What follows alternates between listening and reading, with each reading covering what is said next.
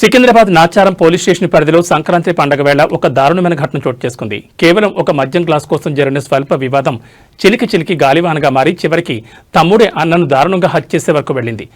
Stephen Rohan సాయర్స్ మరియు లేనార్డ్ లైనెల్ సాయర్స్ అనే ఇద్దరు యువకులు మారుతల్లి పిల్లలు. వీరు నాచారంలోని తమ నివాసంలో నివసిస్తున్నారు. సంక్రాంతి రోజు అర్ధరాత్రి సమయంలో అన్నదమ్ములిద్దరూ కలిసి తమ ఇంటి మేడపైన మద్యం తాగడానికి సిద్ధమయ్యారు.